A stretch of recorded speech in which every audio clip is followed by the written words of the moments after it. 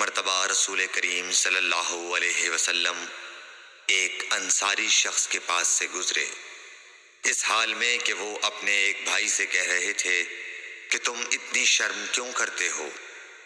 آپ نے اس انصاری سے فرمایا کہ اس کو اس کے حال پر رہنے دو، کیونکہ حیا بھی ایمان ہی کا ایک حصہ ہے۔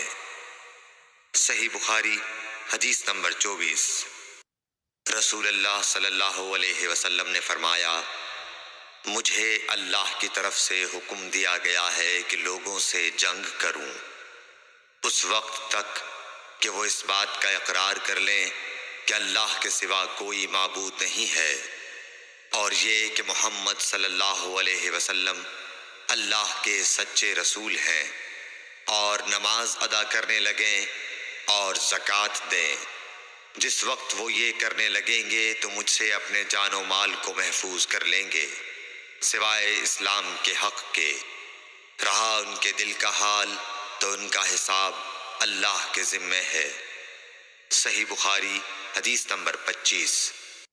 رسول اللہ صلی اللہ علیہ وسلم سے دریافت کیا گیا کہ کون سا عمل سب سے افضل ہے؟